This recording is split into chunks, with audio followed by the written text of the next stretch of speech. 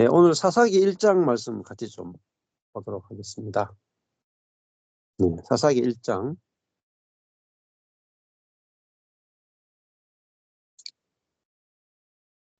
네, 지난번에 우리 사사기 1장 하시면서요.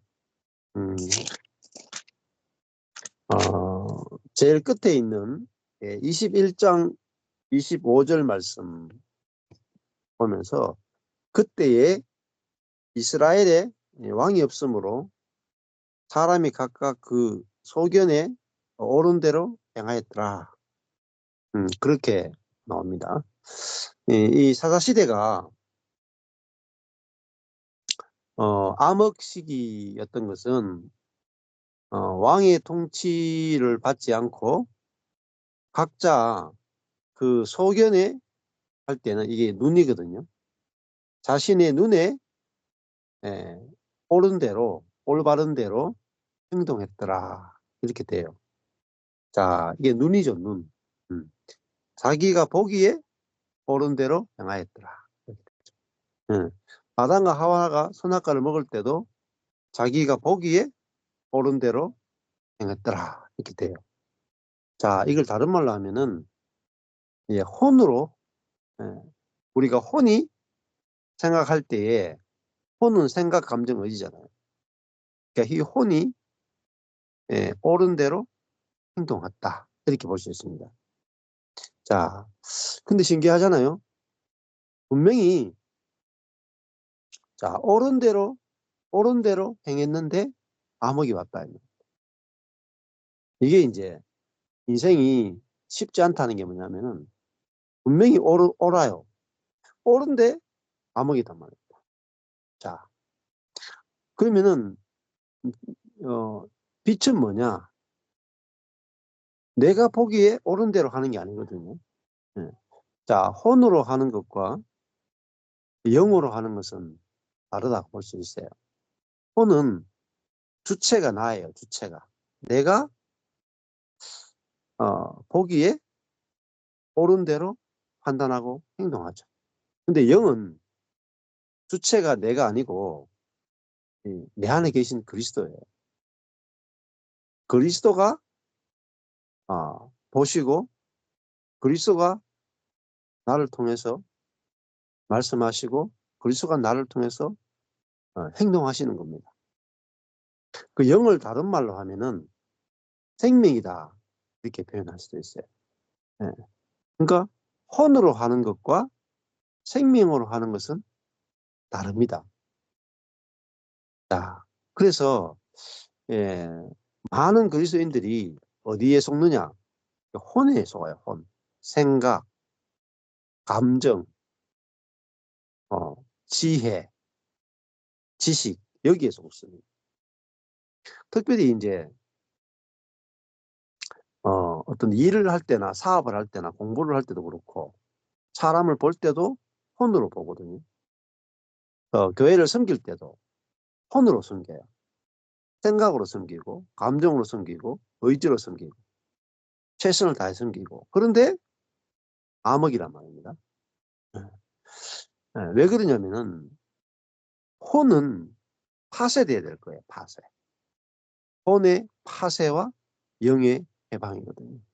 그러니까 혼의 파쇄란 말은 나의 생각이 파쇄되고 영의 해방이라는 것은 내 안에 있는 그리스도가 이끄시는 대로 따라간다 이런 뜻이죠. 근데 이 혼과 영이 구분되는 거 이거 자체가 너무너무 중요합니다. 혼은 내 주도성이에요. 내가 주도하는 거예요. 항상 주도하는 거예요. 근데 내가 주도한다는 말은 앞장선다는 말은 내 중심적이라는 거예요. 내 중심적. 근데 영은 뭐냐면은 따라가는 거예요. 하나님을 따라가고 그다음에 환경도 따라갈 수 있고 사람도 따라갈 수 있는 거. 이게 영이에요. 왜냐하면 내가 그리스도와 함께 죽었기 때문에 내 의견이나 내 생각이나 내 판단이나 내 방식이 다 죽었단 말이에요. 그러니까 내가 옳게 보이는 모든 것이 다 죽은 거예요. 내가 죽었으면 내가 옳다고 보이는 모든 것 다 죽은 거예요. 그 예수님이 이제 그 십자가로 가시잖아요. 예수님이 십자가로 가는 과정을 이렇게 읽어보면은, 도저히 이게 혼적으로 생각하면은 안 맞는 길입니다.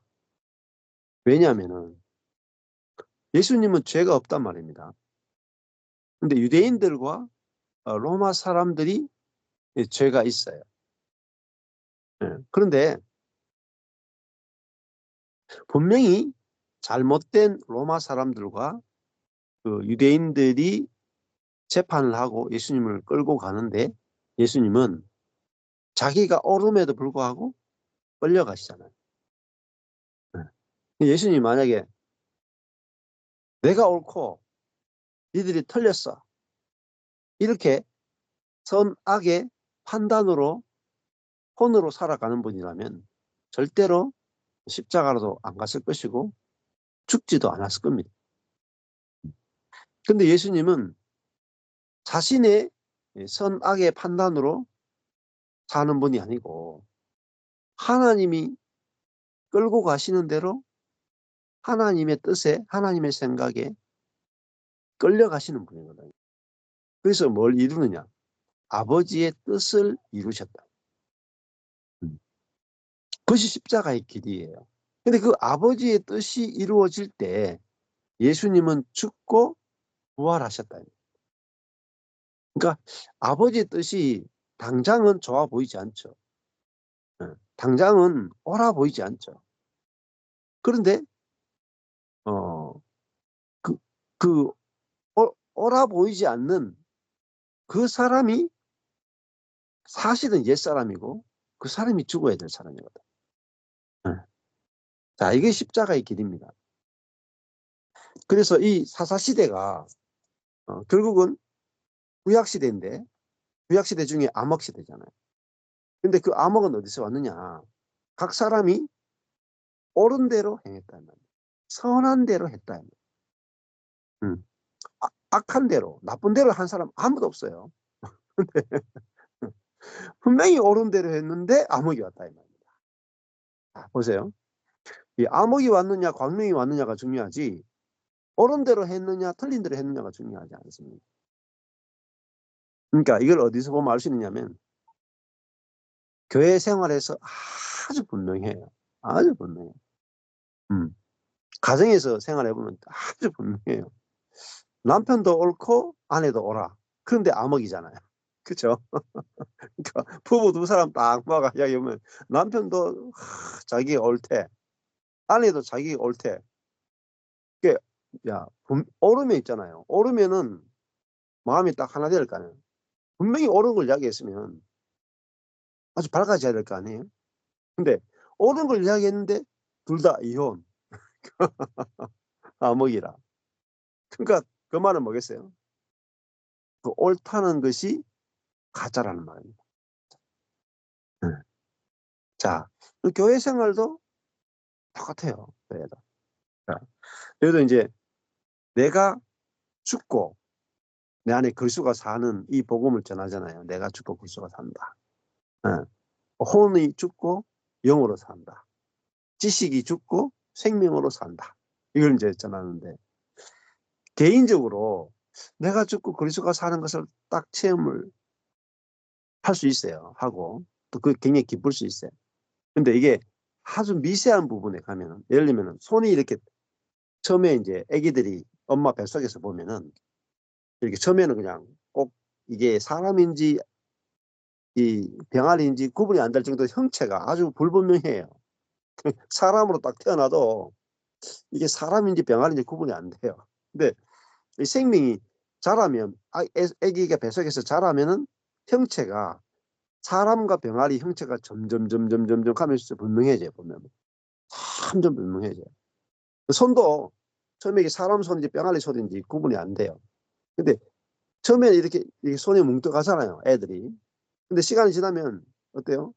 점점 이렇게 했다가 이렇게 해가지고 그다음에 손톱까지 생겨나고 아주 이렇게 마디까지 생겨나고 아주 분명해져요. 그것처럼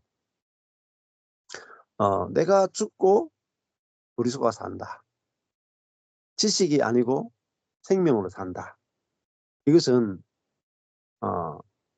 교회 안에서 서로 형제와 형제가 서로 건축되는 그 현장에 가고, 가정 안에서 남편과 아내가 건축되는 현장에 가고, 또 내가 어떤 환경과 내가 하나 되는 그 현장에 갔을 때 비로소 이 지식과 생명이 정확하게 갈라집니다. 그리고 내가 사는지 그리스도가 사는지는 관계 안에 가봐야 이게 이렇게 뭉뚱하는 것이 아주 손가락처럼 아주 선명해져요. 분명해져요. 내가 사는지 그리스도가 사는지. 그래서 분명해지려면 많은 환경이 필요하고 많은 관계가 필요합니다. 그러니까 많은 환경을 만날수록, 많은 관계를 만날수록 생명이 더 섬세하고 더 분명하게 알아집니다. 그래서 많은 교회들이 필요해요. 많은 사람들이 필요하고 많은 환경이 필요합니다. 또 많은 지체의 간증이 필요해요. 그럴 때 아주 선명하게 내 혼이 사는 세계와 영이 사는 세계, 지식이 사는 세계와 영이 사는 세계가 막 갈라지거든요. 그래서 처음에 막 이런 부활의 생명을 막 경험해도 가면서 이게 계속 이게 분명해지지 않으면 어느 부분에서는 또 한참 동안 시간이 걸릴 수 있어요. 이렇게 손은 만들어졌는데 손가락이 안 만들어졌어. 그럼 손으로 일하는 거하고 손가락으로 일하는 것은 어마어마한 차이가 나죠. 마찬가지입니다. 우리가 내가 죽고 그리스도가 사는 이것을 경험을 해도 이 주먹 정도의 수준으로 경험하는 것과 섬세한 손가락으로 경험하는 건 다르단 말이에요. 예. 그래서 이 생명이 아주 자라나는 그런데 시간들이 필요한데, 그래서 하나님께서 환경과 사람을 통해서 접촉을 통해서 생명을 더 분명하게 나타내고 자라게 하시는 과정이 있습니다. 자, 근데 이 구약의 사람들은 전부 다 뭐로 사느냐? 혼으로 살아야 되고, 예. 성령이 와도 다 우리 겉에만 성령이 역사하지, 전부 다 아직 혼으로 사는 시대거든요. 신약에 와야 영으로 살아요. 생명으로 살아요. 그러면 영으로 살고 생명으로 산다는 게 무슨 개념이냐? 죽음을 모르면은 생명으로 사는 것과 영으로 사는 것을 알 수가 없어요. 자, 구약에는 그리스도의 죽음이 없었잖아요. 그러니까 구약시대 사람은 죽고 부활한 영, 부활한 생명으로 사는 사람이 한 명도 없었어요. 왜? 이 옛생명이 끝이 안 났기 때문에. 근데 신약에서는 옛사람이 죽고 영으로 사는 거예요. 네, 영으로 사는 것은 죽고 부활한 세계를 영의 세계고, 죽고 부활한 세계가 생명의 세계거든요. 그럼 여기는 먼저 반드시 죽음이 있어야 돼요. 죽음이 없이 영을 이야기하거나 죽음이 없이 생명을 이야기해봤자 이 전부 다 가짜일 가능성이 높단 말이에요. 대부분 가짜예요. 자, 그러니까 죽었다가 아주 분명해야 되는데 뭐가 죽느냐? 어, 이런 우리 혼이, 예, 적극적인 혼이 파쇄가 되는 거예요. 파쇄. 죽고 혼이 파쇄돼가 혼이 없어지는 게 아니고, 예, 이 우리 몸에 있는 죄에 지배당하던 적극적인 혼, 내가 할 수 있다, 자기 능력을 신뢰하는, 자기 지혜를 신뢰하는, 자기 지혜로 판단하는 그것이 죽고 파쇄되고, 이제는 이 성령에 의해서 이끌려지는 그런 이제 혼이 되는 거죠. 자, 그렇게 할 때 우리가 이제는 우리의 혼에 오른 대로 하는 게 아니라 성령이 이끄는 대로 살게 돼요. 그런 대로. 내가 죽었기 때문에. 죽은 사람은 주도적으로 사는 게 아니라 끌려다니는 거죠. 끌려다니는. 그래서 성령이 이끄시는 대로 가는 거예요. 예수님 어떤 분이냐? 성령이 이끄시는 대로 가는 분이다. 네. 자, 그러면은 어떤 일이 보면 살리는 세계들이 나타나고 정복하는 일이 나타납니다. 다시 사사기 1장으로 가보시면은 1장 1절부터 한번 보시면 좋겠습니다. 1장 1절에 보시면은 여호수아가 죽은 후에 이제 여호수아서가 여호수아와 함께 이 땅을 정복해서 이 땅에 하나님 나라가 만들어진 거잖아요. 자, 구약 시대 때도 여호수아 시대에 이 땅에 하나님의 나라가 만들어졌어요. 임했어요. 예. 그러니까 아브라함부터 시작했던 약속이 아브라함에게 시작했던 이 땅의 자손과 그리고 땅과 하나님의 통치. 아브라함이 약속한 것은 이 땅에 하나님 나라를 만들겠다는 거였거든요. 근데 그 아브라함에게 주신 하나님 나라 약속이 여호수아 시대에 가면 백성과 땅과 하나님의 주권이 다 이루어진 이 땅에 하나님 나라가 만들어집니다. 그것이 바로 여호수아서예요. 그러면 땅도 있고 백성도 있고 하나님이 직접 통치하시는 땅과 백성이니까 하나님 나라잖아요. 근데 그렇게 이 땅에 하나님 나라가 만들어져도 하나님이 그 백성을 완전하게 통치할 수는 없어요. 왜냐하면 하나님이 그들 무리 가운데 성막 안에 좌정하셔가 지성소에서 그 지성소가 뭐냐면 하나님의 통치의 자리예요. 그 하나님 나라 이스라엘을 통치하는 통치의 보좌가 뭐냐? 이 지성소 안에 있는 언약궤 위에 있는 시은좌예요. 속죄소예요. 그게 하나님의 통치의 보좌예요. 그런데 하나님의 통치가 이스라엘 안에 완전히 이루어지지 못합니다. 왜냐하면 하나님은 이스라엘 백성들 안에 있어도 백성들 속에 들어갈 수가 없거든요. 그러니까 하나님이 그들 안에 계셔도 그들 무리 가운데 계셔도 그들 각자는 뭐예요? 사단에게 포로가 된 상태. 네. 그러니까 안에 있는 게 힘이 더 세겠어요? 밖에 있는 게 힘이 더 세겠어요? 네. 안에 있는 사단이 밖에 있는 하나님보다 사람을 더 직접적으로 통치를 하는 시대가 구약이라고 보시면 됩니다. 그래서 구약 시대는 하나님이 이스라엘 백성들과 함께 거하셨지만 지성소에 함께 거하셨지만은 각자는 그들 속에 몸 안에 있는 사단의 본성, 죄의 본성의 지배를 받기 때문에 결국 이 땅에 하나님 나라가 완전한 모습으로 드러낼 수는 없었단 말이에요. 그러니까 여호수아에 의해서 이 땅에 하나님 나라가 만들어졌지만 사사시대에 넘어가면 어떻게 돼요? 사람들 속에 있는 그 죄의 본성, 몸에 있는 사단의 권세가 결국은 하나님 나라를 속에서부터 다 부패하게 만들어요. 이게 구약의 역사입니다. 구약의 역사. 그러니까 저희도 마찬가지예요. 교회가 이렇게 만들어져요. 교회가 만들어지는데 저도 이렇게 복음을 전하면은 사람들이 모이고 교회가 만들어져요. 근데 그 교회가 어떻게 무너지느냐? 우리 각자 몸 안에 있는 죄성, 몸 안에 있는 자기 중심성, 이것이 올라와서 다 부패해버리고 모임을 다 깨버립니다. 그러면 신약에 오면은 예수님께서 자기의 몸된 교회를 건축하는데 가장 중요한 게 뭐냐면은 그 옛사람을 사단에게 포로가 된 그 사람을 십자가에서 죽이시는 거예요.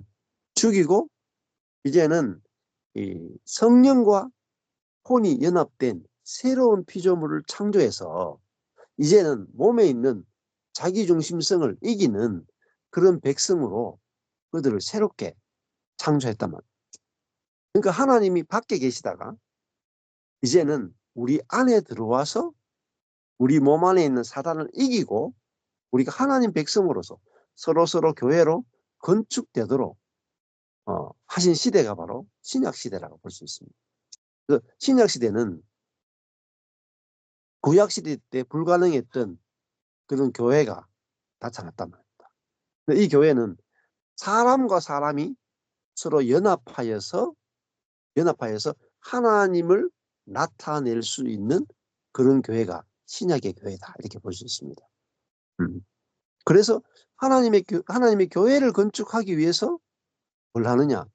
십자가에 죽고 부활하고 성천하고 성령을 주시는 거죠. 그래서 성령을 받은 사람들만이 서로 연합하여 건축이 될 수 있습니다. 그래서 건축이 될 때 거대한 그리스도의 몸으로서 머리 대신 그리스도를 완전하게 표현하는 하나의 교회, 그 하나의 교회, 몸된 교회, 하나의 교회가 머리를 완전하게 표현하는 그것이 우주적 교회고 하나의 교회고, 그다음에 하늘에서 내려오는 새 예루살렘이라고 볼 수 있습니다. 그러니까 새 예루살렘도 하나잖아요. 딱 하나로 내려오거든요. 근데 그 하나가 될 수 있는 것은 결국은 부활의 생명 안에서만 우리가 하나가 될 수 있지, 옛 생명 안에서는 아무리 모아놔도 모래밖에 되지 않는다. 자, 그래서 여호수아 시대에 결국은 뭘 보았느냐면은 그 세상을, 사단을, 자아를 정복하는 만큼 하나님 나라가 임한다는 걸 보여줘요. 그래서 하나님이 처음에 사람에게 말씀하시기를 생육하여 번성하라, 땅을 정복하라, 다스리라, 이렇게 나가잖아요. 하나님이 인간에 주신 명령이 생육하라 하는 말씀, 생명이 번성하는 거 말이에요.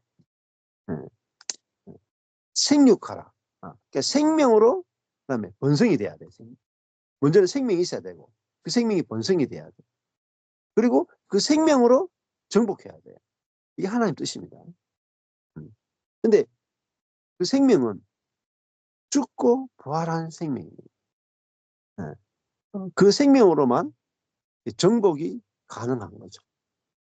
자, 그래서 오늘 이제 결국은 이 여호수아서를 읽어보시면 정복에 대한 이야기가 앞부분에 좀 나옵니다. 여호수아가 죽은 후에 이스라엘 자손이 여호와께 묻자와 가로되 우리 중 누가 먼저 올라가서 가나안 사람과 싸우리이까? 이 정복에 대한, 아직 정복되지 못한 나머지 부분들을 누가 가나안 사람과 싸워서 정복하겠습니까? 했을 때 2절에 보면 여호와께서 가라사대, 하나님이 누구에게 제일 먼저 정복을 명령하시냐면 유다 지파예요.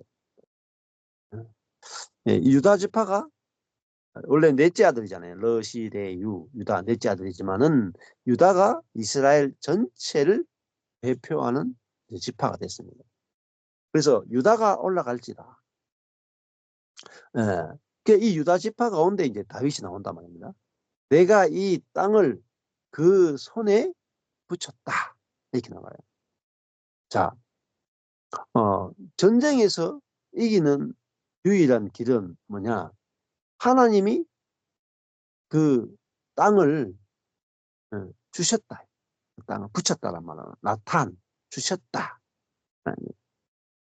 하나님이 누구 손에? 이스라엘의 손에 이 땅을 주셨다. 그러면 끝난 거죠. 뭐. 하나님이 주셨으면 끝난 거죠. 전쟁은 하나님의 승인에 달려 있었어요. 하나님의 약속에 달려 있습니다. 우리들의 능력에 달려 있지 않아요. 모든 전쟁은 하나님이 붙이면 끝나는 거고 하나님이 붙이지 않으면 절대 이길 수 없어요. 우리 인생도 하나님이 목회건 인생이건 자식이건 배우자건 하나님이 붙이면 끝나는 거고 안 붙이면 천하장사라도 불가능합니다. 근데 하나님이 이 땅을 유다 손에 붙였죠. 그러니까 이걸 하나님의 손에 인생이 달렸다고 생각하는 사람은 인생을 사는 게 굉장히 담대하고 한쪽으로 보면 굉장히 겸손해요. 하나님이 붙이지 않으면 안 되니까 절대로 겸손할 수밖에 없고, 하나님이 붙이면 무조건 이기니까 절대적으로 담대할 수밖에 없습니다. 이게 겸손과 담대함이 동시적으로 나타나게 되는 거죠. 왜냐하면은 모든 것은 하나님의 손에 달렸기 때문에. 저도 이게 딱 아니까 그게 제 안에 두 가지가 같이 있어요. 하나님이 붙이지 않으면 안 된다. 그러니까 그럼 겸손해져요, 저절로. 근데 하나님이 손에 붙이면 된다 그러면요, 물불 안 가리고 갈 수 있어요. 이게 믿음의 세계다. 자, 다른 말 하면 내 자신을 안 보는 거예요. 여기 보면 정복은 내게 달리지 않았다. 여호와의 전쟁이다. 여호와의 전쟁. 우리 인생도 목회도 모든 것도 이렇게 보여지면 뭐 정복은 아주 쉽습니다. 가나안 정복이 어렵게 보일지 몰라도 쉽습니다. 인생도 목회도 어떤 과제도 쉬워요. 지금 내 앞에 어떤 어려운 문제가 있다. 하나님의 손에 달려 있습니다. 하나님 하시면 하루아침에 할 수 있어요. 근데 자꾸 여기 사람이 개입되면 자꾸 어렵게 느껴진단 말입니다. 어렵게. 사람이 주체가 되면 뭐든지 어려워요. 근데 하나님이 주체가 되면 무엇이든지 쉽습니다.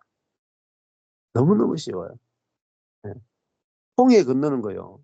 사람의 생각으로 보면은 불가능입니다. 불가능. 근데 교회 건축도 여러분 쉽다고 생각하십니까? 교회 건축만큼 어려운 게 없어요. 두 사람이 연합하여 하나가 된다. 이만큼 어려운 게 없습니다. 살아보세요.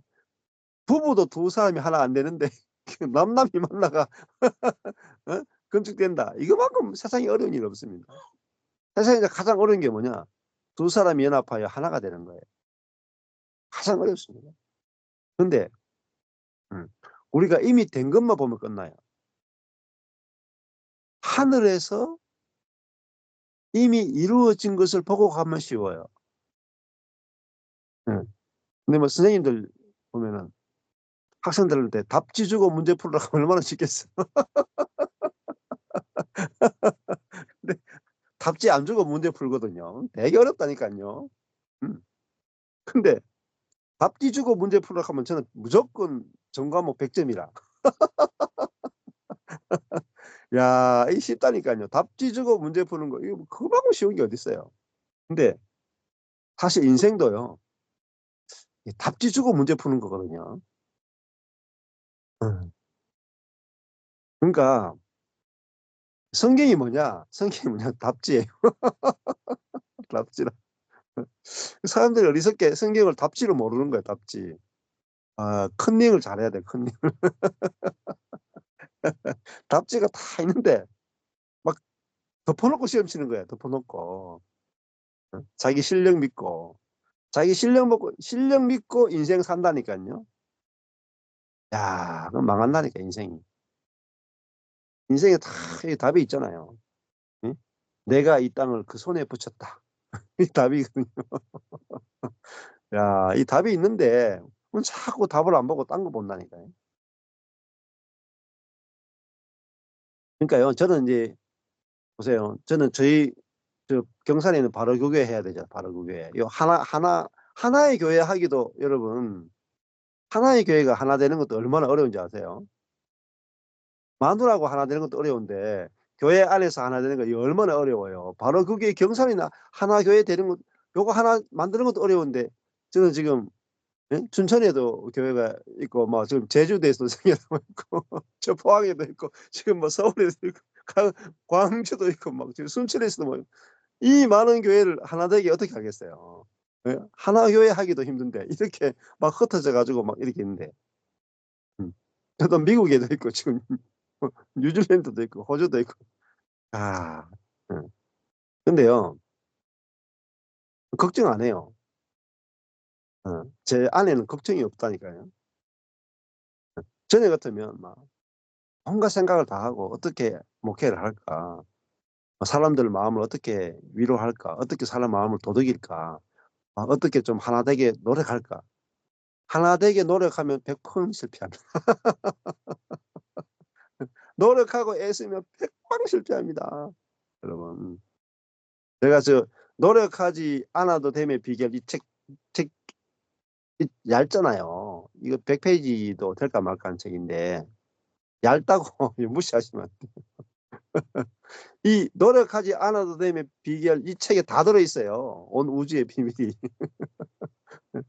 어. 근데 알기 어렵다니까요. 이게 생각보다. 우리가 문제가 책은 읽었어요. 근데 문제가 딱 닥치면요. 바로 노력한다니까요.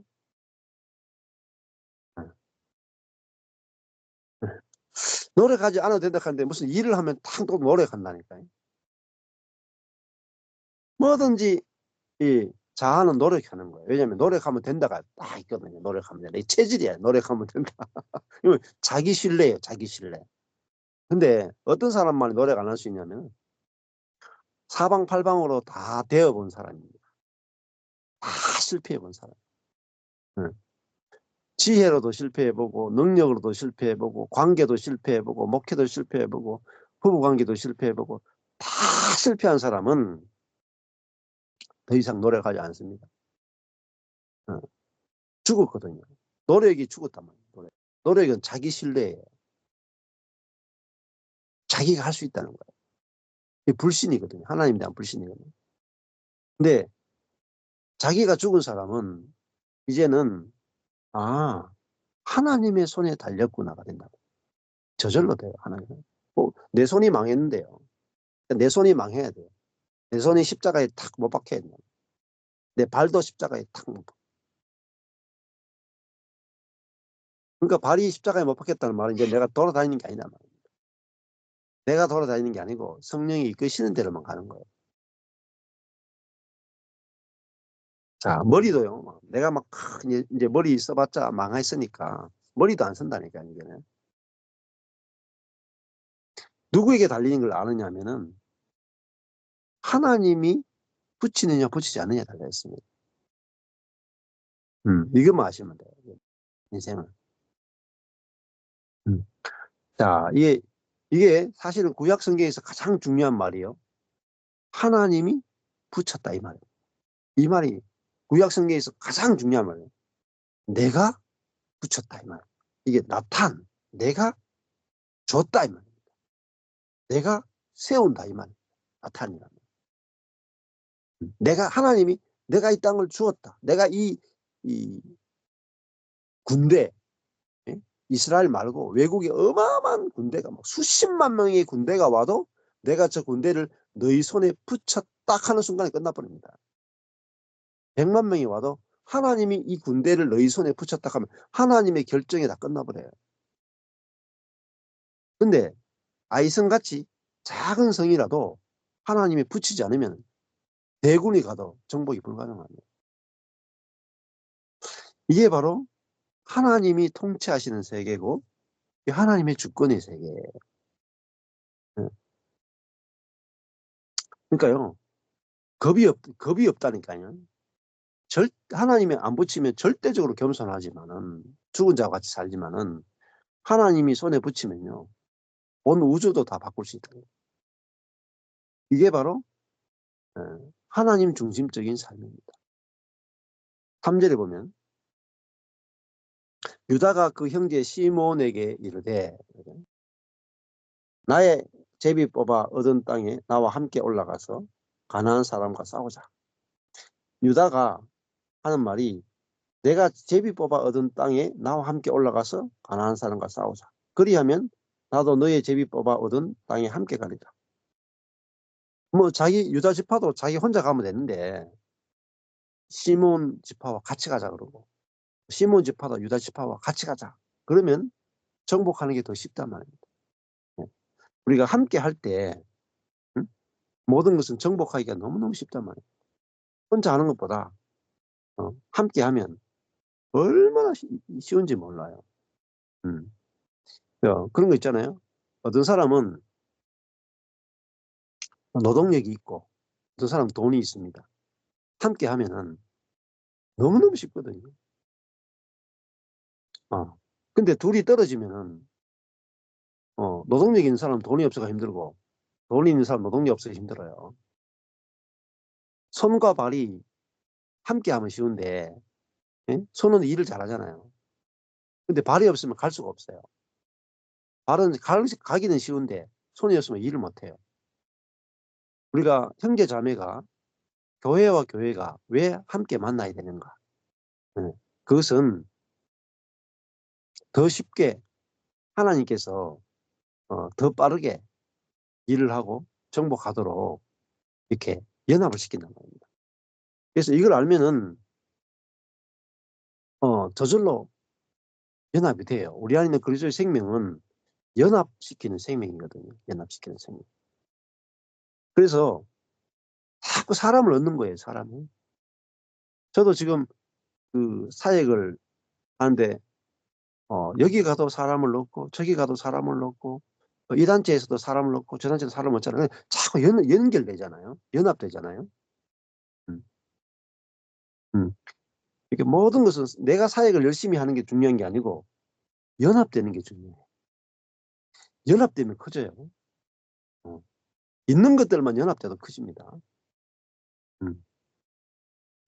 그러니까 더 많은 숫자가 필요한 게 아니라 있는 사람끼리만 연합돼도 어마어마한 일이 일어납니다.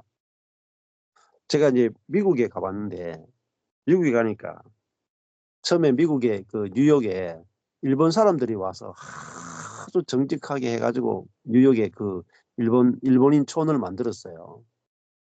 근데 일본인들을 그 이긴 사람이 누구냐? 한국 사람이에요. 한국 사람이 와서 더 부지런해. 그래가지고 일본 사람들을 막 또 다 몰아내고 거의 다 한국 사람이 뉴욕 그쪽에 땅을 차지했거든요. 근데 지금 한국 사람 밀어내는 사람이 누구냐면은 중국 사람이에요. 중국 사람들은 어떻게 하느냐면은 한국 사람은 그러니까 구멍가게를 해요. 자기 혼자 하는 걸 좋아해요. 형제들끼리도 동업 안 해요. 다 그냥 각자가 해. 근데 중국 사람은 무조건 떼거지로 와요. 가족 친척이 다 하나의 사업을 같이 해요. 그러니까 구멍가게 하는 게 아니라 대형 슈퍼마켓을 가지고 와버려요. 게임이 안 되는 거예요. 이거 뭐예요? 있는 걸 가지고 연합시킨다니까요.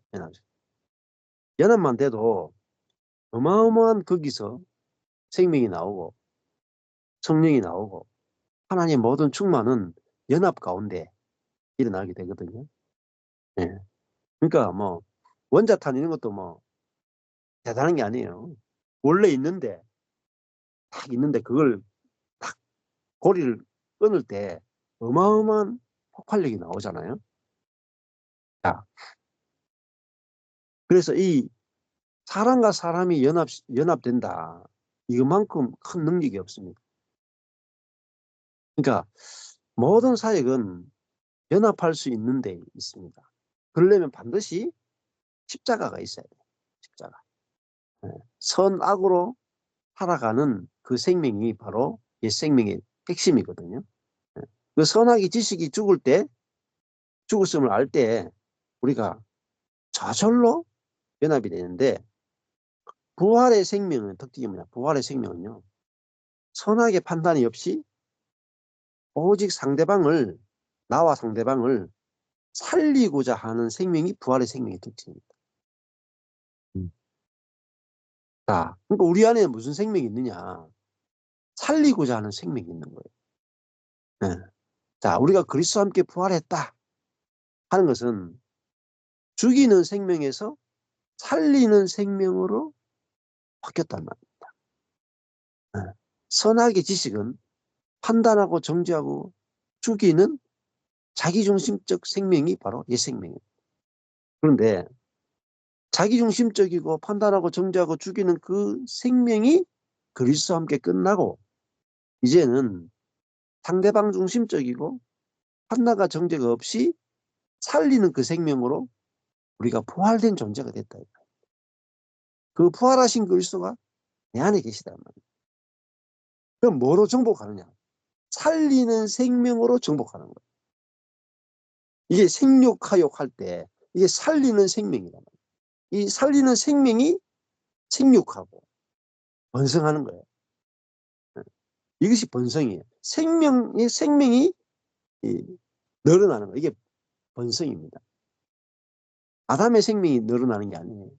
살리는 생명이 늘어나는 거예요. 그러면 정복하라. 뭘 정복해요? 살리는 생명으로 정복하는 거예요. 네. 자, 사자는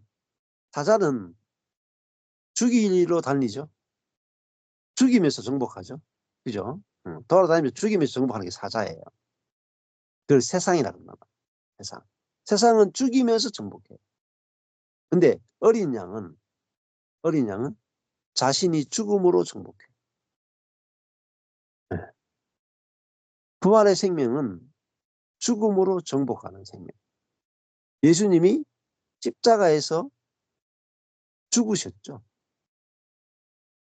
자신이 십자가의 죽음으로 온 우주를 다 정복해버립니다.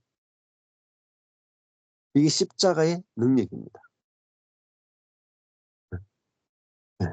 죽으면 죽음으로 끝나는 게 아니에요. 네. 죽으면 정복해버려요. 네. 진짜 우리 속에 자기중심적 생명이 끝났고 내 안에 내 중심적인 생명이 죽으면 상대방을 살리고자 하는 부활의 생명이 나오거든요. 근데 정말로 상대방을 위해서 내가 죽고 싶은 생명이 이게 부활의 생명이에요. 내가 죽어서 상대방을 살리는 생명이 부활의 생명이라니까요. 이 부활의 생명이 나오는 만큼 정복이 돼요. 나오는 만큼. 이게 생명의 정복입니다. 네. 그러니까 그 성전 문지방에서 생명이 흘러나와서 그 생명으로 정복하잖아요. 물이라 하는 게 뭐죠? 물이라 하는 것은 흘러가면서 생명들을 일으켜서 살리면서 자기는 그 땅 속으로 사라지고 그 식물 속으로 사라지잖아요. 그러면서 거기서 생명들이 살아나거든요. 자, 이 생명은 우리 천연적인 것 속에는 없어요. 천연적인 것은 상대방을 이용해서 내가 높아지고 상대방을 이용해서 내가 살기 위해서 가는 게 천연적인 생명이거든요. 근데 그리스도의 생명만이 내가 죽고 상대방을 살리면서 정복해 나간다. 근데 이 정복에는요, 모든 사람이 정복돼요. 예수님의 통치에는 그 예수님의 통치가 무엇인지 알기만 하면은 거기에 모든 사람이 무릎을 꿇고 정복하게 되게 돼 있어요. 온 우주가 어떻게 정복되냐면 스스로 무릎을 꿇는 거예요. 하나님의 통치는요, 억지로 정복하는 게 아니고 상대방이 좋아서 무릎을 꿇도록 해야 돼요. 이 하나님의 통치예요. 지금도 하나님이 왜 이렇게 막 빨리 재림 안 하시느냐. 하나님은 무력과 강압으로 오시는 분이 아니거든요. 하나님은 자신이 십자가에 죽으심 안에서 그 주님의 사랑과 주님의 은혜를 볼 때 그 주님의 은혜에 주님의 사랑에 우리가 저절로 굴복되게 하신단 말입니다. 그러니까 느리죠. 어떻게 보면. 느리지만은 완전한 통치란 말입니다. 우리도 어떻게 보면은 율법을 가지고 교회를 하고 율법을 가지고 모임을 하면은 빠르게 할 수 있어요. 빠르게 정복할 수 있어요. 그러나 다시 뒤집어져요. 반발이 일어나고 뒤집어지고. 생명만이 완전하게 정복을 할 수 있습니다. 자, 그러면 생명이란 뭐냐? 이 갈라디아서를 가지고 좀 설명을 드리면 이래요. 갈라디아서가 첫 번째가 율법으로부터 자유예요. 율법으로부터 자유. 두 번째가 성령으로 사는 삶이에요. 성령을 쫓아 행하라. 세 번째가 뭐냐면은 서로 종노릇하라. 자, 그러면 하나님이 우리에게 제일 먼저 하나님 우리에게 뭐냐면 율법으로도 우리 자유케 해줘요. 모든 짐으로부터 우리를 자유케 해주는 게 뭐냐? 이게 사랑이에요. 하나님의 사랑과 은혜예요. 사랑은 뭐냐면 상대방에게 짐을 지우지 않는 게 사랑이에요. 상대방을 자유케 하는 게 사랑이고 은혜예요. 그러니까 하나님이 우리에게 제일 먼저 주시는 사랑이 모든 짐으로부터, 의무로부터, 명령으로부터, 판단으로부터 자유케 하는 게 하나님의 은혜고 사랑이에요. 이 사랑을 내가 확실하게 받으셔야 돼요. 확실하게 누리시고 확실하게 봐야 돼요. 이게 내가 확실하게 알아져야, 확실하게 누려져야 그 다음에 내가 형제와 교제할 때 혹은 사역을 할 때 교제나 사역이나 둘 다 1번이 뭐냐? 자유를 주는 거. 짐을 지우지 않는 거예요. 사역도 사랑으로 돼야 됩니다. 사역도 성령으로 돼야 됩니다. 이게 1번이에요. 갈라디아서 첫 번째예요. 그러면 제가 저희 이제 서울교회 김종훈 목사님 교회에서 서울 세미나를 1년 동안이나 지금 1년 넘게 하고 있죠. 근데 첫 번째 원칙이 뭐냐? 짐을 지우지 않는 거예요. 아, 김종훈 목사님 나중에 대답해 주십시오. 제가 짐 지운 적이 있는지. 예, 명령을 하거나 짐을 지우거나 음, 율법을 저리거나 한 적이 없어요. 왜 그러냐? 제가 받은 사랑이 그거거든요. 우리가 모든 그리스도인이 받는 것이 먼저가 뭐냐면 율법으로부터 자유케 하는 거예요. 그러니까 이거는 관계 안에서 사역 안에서 첫 번째예요. 첫 번째. 가장 중요한 거. 예, 짐을 지우지 않는다. 재정적인 짐도 지우지 않고 뭐 어떤 봉사의 짐도 지우지 않고 자유해야 돼. 그래서 뭐 우리가 서울 세미나를 하는데 제가 서울교회한테 헌금을 이만큼 내십시오 한 적도 없고 그다음에 봉사를 이만큼 하십시오 한 적도 없어요. 그러니까 재정적인 짐도 지우지 않고 그죠? 봉사의 짐도 지우지 않고 어, 어떤 짐도 지우지 않는 거예요. 그 상태에서 교제와 사역이 이루어지는 거예요. 이게 은혜의 복음입니다. 우리가 개인에게만 은혜의 복음을 적용하는 게 아니고 교회에 은혜의 복음이 적용되죠. 사역에 은혜의 복음이 적용되죠. 그러면 내 개인으로도 살고 교제도 살고 사역도 살아요. 다 은혜로 다 지배하는 거예요. 은혜로. 그러면요. 관계가 계속 좋아져요. 사역도 좋아져요. 사역도 막 살아나고 관계도 살아나고 내 개인도 살아나고. 근데 이거를 사람들이 잘 본 적이 없거든요. 이런 교회를. 이런 관계도 이런 교회도 이런 개인도 본 적이 없기 때문에 여러분 굉장히 생소하시다는 와, 개인에게 자유를 주고 관계에서 자유를 주고 사역에서도 자유를 주고 이런 것들을 거의 본 적이 없기 때문에 아직까지 눈이 아주 좁단 말입니다. 그래서 이거를 보여주는 거예요. 그래서 제가 서울교회하고 어떻게 관계를 맺는지를 잘 보실 때 사역을 어떻게 하는가 하는 것들을 이렇게 알 수가 있어요. 은혜로 사역하고 생명으로 사역하는 부분들을 알 수가 있죠. 또 저희 교회를 잘 보셔도 돼요. 네. 제가 저희 교회 안에서 어떻게 은혜의 복음 안에서 이 교제와 사역이 이루어지는지를 이렇게 유심히 보시면은 저게 은혜와 생명으로 사역하는 거는 저렇게 하는구나 이렇게 샘플을 좀 볼 수가 있습니다. 갈라디아서 1번은 율법으로부터 나도 자유하고 너도 자유한 거야. 이게 1번이에요. 두 번째는 성령을 쫓아 행하는 거예요. 성령. 자, 내게서 내 생각이 나가느냐 성령이 나가느냐. 내가 나를 볼 때도 내 생각으로 나를 판단하느냐 성령에 의해서 나를 보느냐. 형제를 볼 때도 내가 내 생각으로 판단하느냐, 성령에 의해서 마음이 나가느냐. 사역을 할 때도 내 생각으로 하느냐, 성령을 따라가느냐. 성령을 따라가는 것은 환경을 따라가는 걸 수도 있고 옆에 있는 사람을 따라가는 걸 수도 있죠. 자, 이게 사역이에요. 사역도 내 생각 없이 환경과 사람을 따라가는 거예요. 그러면 거기서요, 성령이 나타나요. 따라갔는데 성령이 나타나요. 되게 이게 중요한 겁니다. 그러니까 저는 이제 가능하면 프로그램도 없고 가능하면 어떤 계획도 거의 없고 그냥 하나님이 주어지는 대로 하나님이 환경을 이끌든지 형제 자매들이 원하는 대로 따라가든지 이렇게 가능하면 물 흐르듯이 따라가려고 많이 따라가는 쪽을 이렇게 좋아 보이고 따라가면은 거기서 성령이 역사하는 것들을 이렇게 보게 되거든요.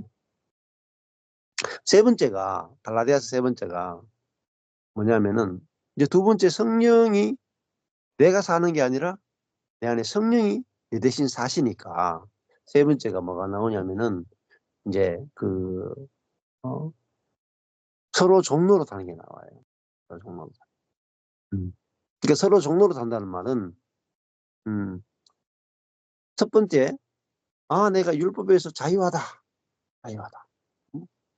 그것을 누리시는데 근데 이게 누림으로만 이제 거기에만 머물면은 이제 건축이나 사역이 부족할 수 있단 말이에요.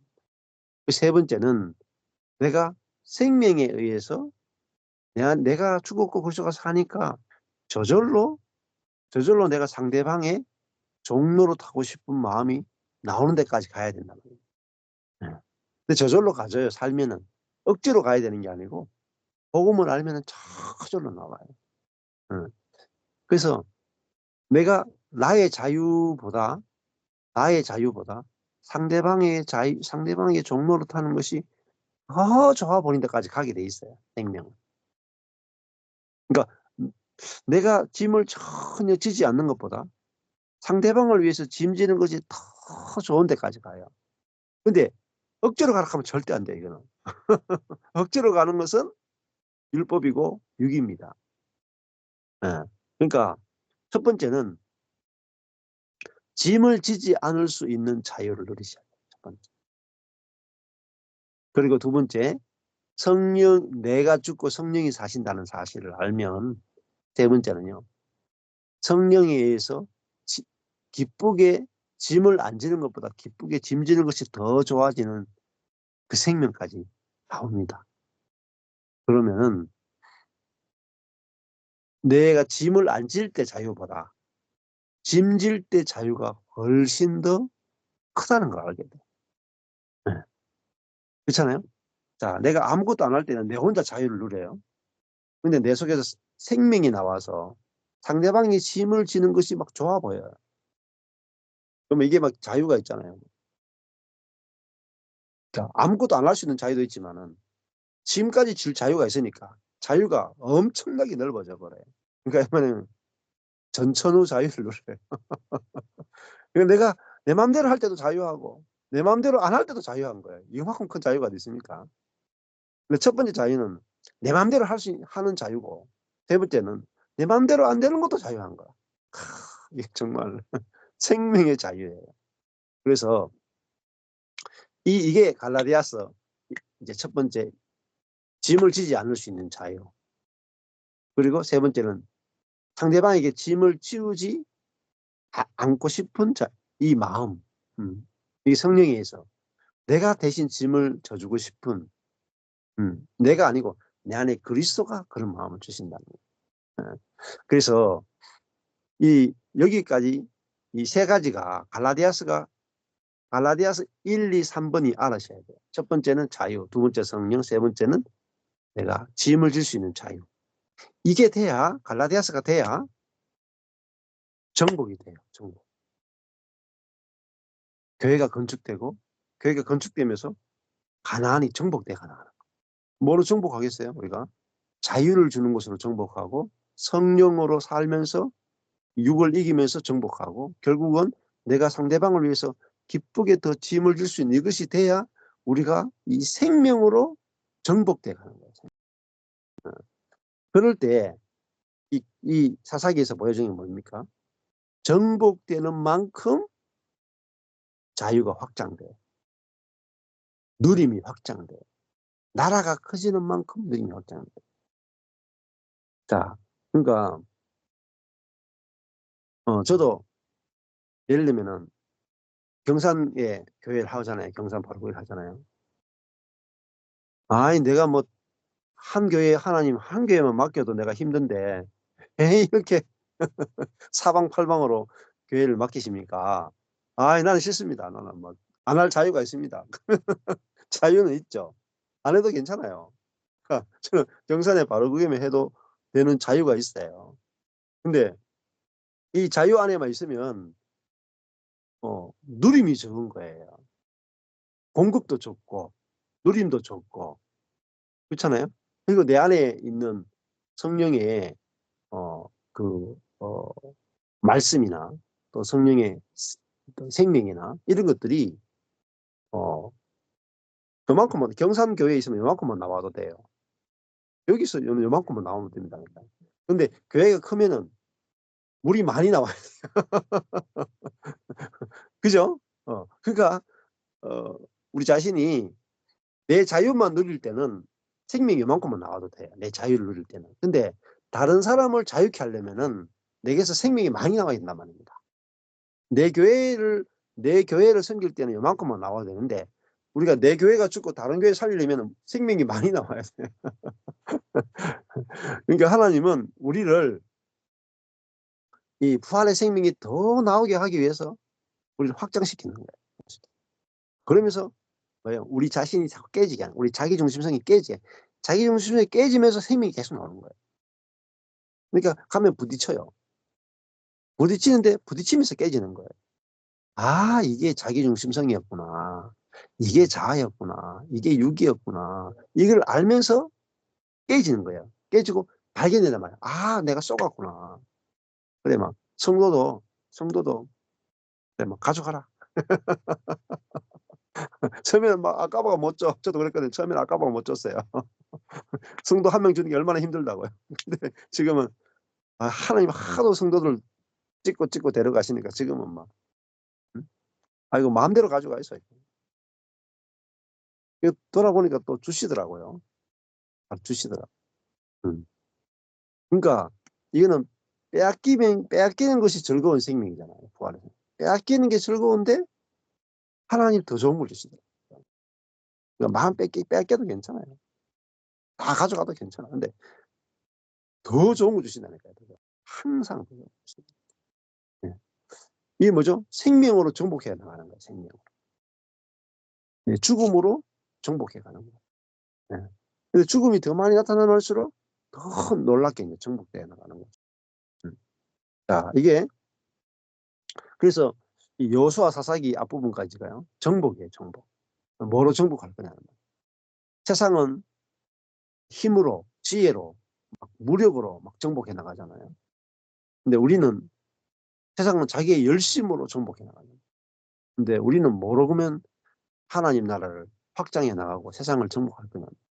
세상과 다른 것으로만 정복이 가능해요. 세상과 같은 것으로는 절대 정복 못해요.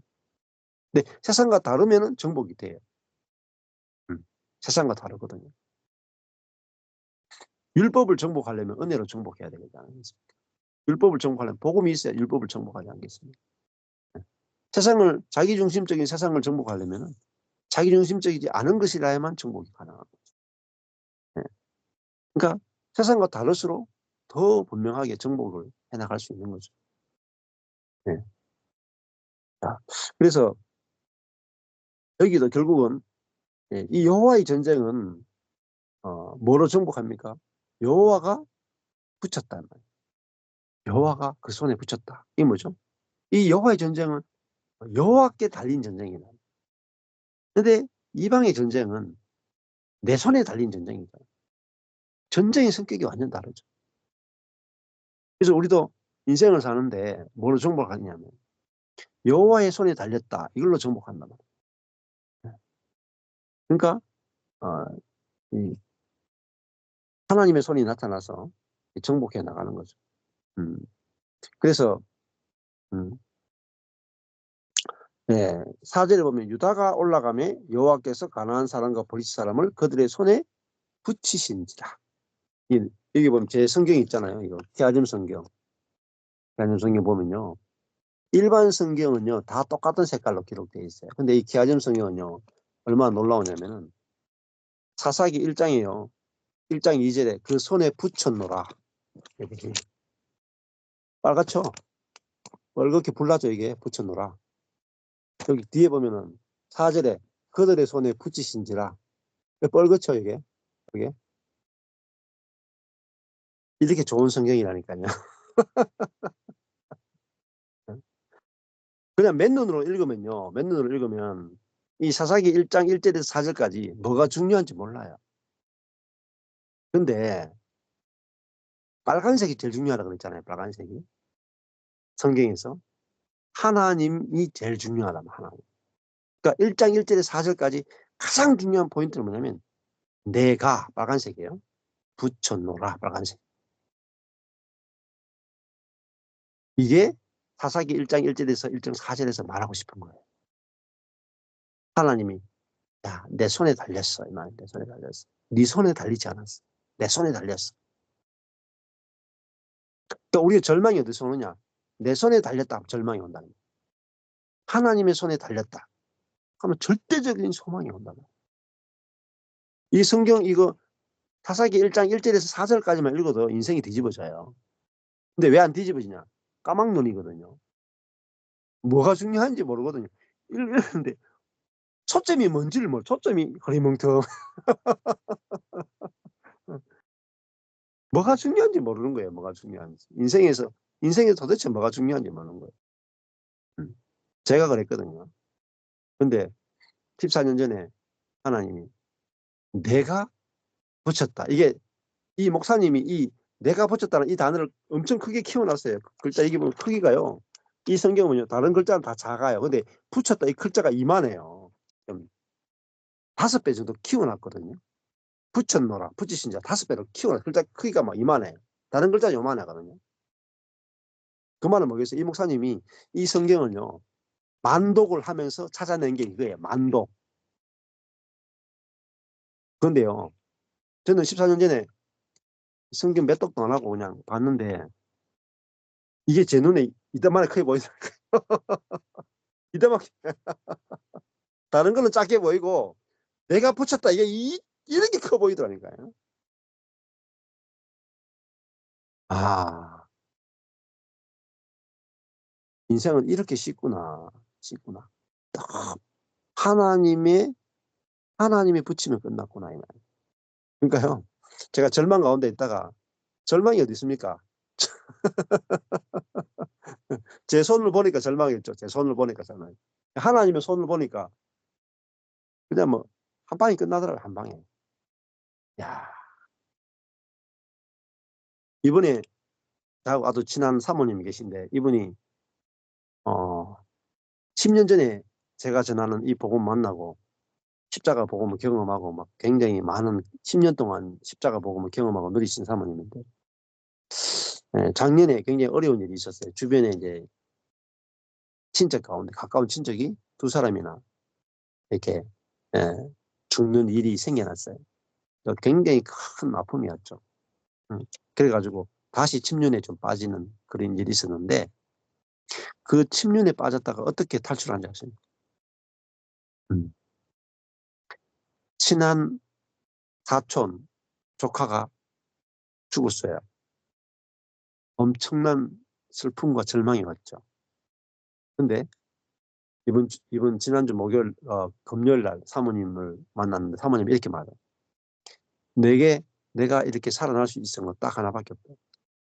성경을 읽다가 딱 하나 받았다는 거예요. 뭐가 위로가 되느냐? 내가 보아라.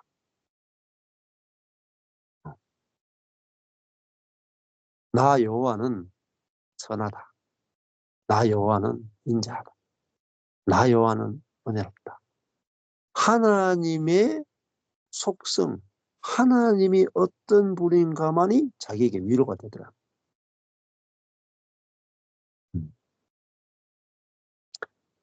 이게요, 제가 14년 전에 받았던 은혜. 이게 은혜의 복음이에요. 하나님이 어떤 분이신가가 우리 인생의 최고의 위로고, 최고의 복음이고, 어, 최고의 희락이에요. 이걸 하나님을 누린다라는 거예요. 하나님을 누린다. 자, 그러니까 하나님 자신을 누리면 살아나요. 누구든지 살아나요. 하나님이 어떤 분인지 알면은 하나님을 인하여 기쁨이 넘쳐나게 되고 환경과 사람을 보지 않게 되고 즉시 살아나요. 하나님 자신이 우리에게 최고의 희락이고 최고의 마약이야. 최고의 약이에요. 최고의 기쁨이고 최고의 쾌락이에요. 이게 여호와 같은 분이 없다 이 말이에요. 여호와 같은 분이 없다. 어? 여호와만 하나님이시다. 이 말이. 이게 신앙의 본질입니다. 하나님이 붙였다 이 말입니다. 그러니까 걱정이 다 사라지죠. 그래서 말씀 묵상이 우리가 말씀을 공부하는 게 작은 일이 아니에요. 그냥 우리가 어떤 기독교의 복음 중에 어느 부분을 난 깨달았다. 어느 어떤 내가 죽고 예수가 사는 체험을 했다. 그 체험에 너무 포커스를 두지 말라는. 이게 지속적으로 쭉 풍성하게 더 풍성하게 가려면요. 말씀이 막 더 깊이 알아지고 더 깊이 이 말씀을 통해서 하나님을 더 깊이 알아가고 예수를 더 깊이 알아가고 성령님을 더 깊이 알아가야 돼. 그래서 그리스도의 사랑의 깊이와 넓이와 높이와 길이가 어떠함을 깨달아 모든 성도와 함께 머리 대신 그리스도까지 자라가라 이렇게 했단 말이에요. 그렇잖아요? 신앙의 어떤 공식으로 안 돼요. 공식만으로 우리가 머리 대신 그리스도까지 풍성하게 못 가요. 그리스도의 넓이를 알아야 되고요. 깊이를 알아야 되고 높이를 알아야 되고 길이를 알아야 돼요. 근데 그건 혼자서 알 수 없어요. 네. 그래서 얼마나 풍성한데요. 복음의 세계, 말씀의 세계, 은혜의 세계, 그리스도의 세계, 성령의 세계, 하나님의 세계가 얼마나 넓고 깊고 높은데요. 다 알았다. 이 사람은 아직까지 복음을 모르는 사람이에요. 거기에 멈춘다. 이 사람은 아직까지 아직 그냥 시작 단계에 불과한 겁니다. 안 그렇겠어요? 우리가 만약에 보물섬을 발견했다. 보물섬을 발견했는데 딱 들어가자마자 보물이 막 이게 막 금덩어리가 막 쌓여 있는 거예요. 아, 이게 다구나. 바보예요. 넘어가면요, 뭐 다이아몬드도 있고 큐빗도 있고 호마노도 있고 뭐 여기 청옥도 있고 녹두스도 있고 뭐 온갖 보석이 다 있는데 그게 다인 줄 안단 말입니다. 그게 사람의 교만이고 결국은 나중에 가서 목이 마르게 됩니다. 그래서 성령이 이끄시는 대로 가면 넘쳐나는데 우리가 알고 있는 게 다닥하는 순간에요. 고인물이 돼가지고요. 썩어요. 네. 네. 가보면 별것도 아니라. 다 알았다 하는데 가보면 별것도 아니라. 사람이 그렇게 속는다니까요. 하나님이 얼마나 넓은데요. 하나님이 얼마나 깊은데요. 하나님이 얼마나 넓은데요. 하나님을 어떻게 다 알겠어요. 그리스도가 얼마나 넓고 깊고 높고 깊은데요. 다 알았다고 할 수 있겠어요. 알아가라 하잖아요. 알아가라. 다 알 수 없다. 알아가라. 그게 좋은 거 아니겠어요? 다 알았으면 얼마나 지루하겠어요? 근데 영원히 알아가도 다 알 수 없을 만큼 주님의 사랑과 은혜는 깊단 말입니다. 그래, 그것이 좋은 거잖아요. 영원히 지루하지 않단 말입니다. 사람은요, 뭐, 한 2, 3년만 살아봐도 지루해, 뻔해. 근데 하나님의 생명과 하나님 자신은 우리에게 영원한 보물섬이단 말이에요. 그러니까 넘치는 기쁨의 근원인 하나님과 예수님과 성령님을 알아가는 데 있습니다. 예. 네, 그렇게 해서 우리 땅을 정복해 나가는 거죠. 그 생명으로, 그 풍성함으로, 그 은혜로 우리가 땅을 정복해 나가는 거죠. 네, 감사합니다. 여기까지.